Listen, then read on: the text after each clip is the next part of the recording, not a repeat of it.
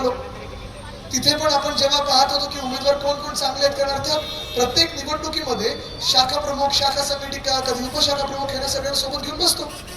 हेमांगितांचं चांगलं काम आहे, हेमांगितांचं चांगलं नाव आहे, पण दुसरे जे तिथे आपल्याकडून फुटले आणि अपक्ष म्हणून लढतायत, शाखा प्रमुख होते आपले बाबू कोळी होते ना, आमच्यामध्ये होते, पण आता सगळीकडे जे सांगतात की नाही मी एवढा निष्ठावंत राहिलो म्हणून मला तिकीट नाही मिळालं वगैरे वगैरे, असं नाही.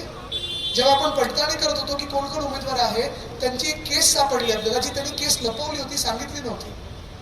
गुंगी टाकून, गुंगीचं औषध देऊन त्यांनी बलात्कार केल्याची केस आहे त्यांच्यावर. अशा लोकांना आपण तिकीट देऊ शकतो का? एका बाजूला तुम्ही जे महायुती म्हणून जे मिंदे टोळी आहे, घर किती लुटलेत, घर किती लागलेत, कुठे कुठे यांचे चावे आहेत, कुठे कुठे यांनी स्लम मध्ये दमदाटी केलेली आहे, कुठे कुठे यांनी बिल्डिंग मध्ये घरं घेतलेली आहेत, पण हे काही आनंदाने घेतलेली नाही आहेत, हे पापाच्या आणि शापाच्या पैशाने घेतलेले, दमदाटी करून घेतलेले, लुटलेलं आहे मुंबईला आहे ना. तसंच भाजपाने जे लुटलेलं आहे, तुम्ही निर्णय घ्यायचा आहे, तुम्ही मुंबईला कोणाच्या हातामध्ये देणार आहात, तुम्ही ठरवायचं ते.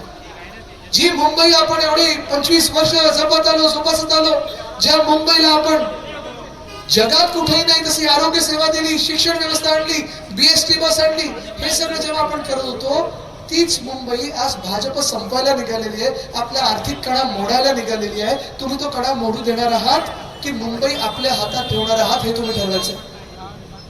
परवा जे राजसाहेबांनी प्रेझेंटेशन दिलं, तुम्ही सगळ्यांनी पाहिलं असेल, पाहिलं का प्रेझेंटेशन राजसाहेबांचं? ते आज मी पुन्हा एकदा इंस्टाग्रामवर टाकले. प्रत्येक आपल्या इकडच्या मराठी माणसांनी पाहावं, जे अमराठी असतील त्यांनी पण पाहावं, कारण मी जे चॅलेंज सगळीकडे देतो, आज ते चॅलेंज मी तुम्हाला देतो. तुम्ही सगळे अस्सल मुंबईकर आहात, हाडाबसाचे मुंबईकर आहात, तुमचा जन्म इकडचा आहे.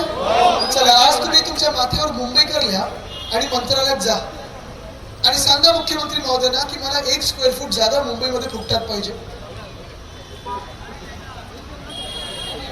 नाही देणार, नाही देणार. अच्छा चला, मग तुमचं इकडचं मुंबईकडचं लेबल काढा. तुम्ही मग मराठी असो, अमराठी असो, तुम्ही मराठी असो, तेलुगू असो, तुम्ही कुठचीही भाषिक असो, गुजराती असो, कोणी असो, तुम्ही हिंदू असाल, मुस्लिम असाल, ख्रिश्चन असाल, बुद्धिस्ट असाल, शीख असाल, जैन असाल, कुठचे असाल, तुम्ही जेव्हा इथे अडाणी लिहाल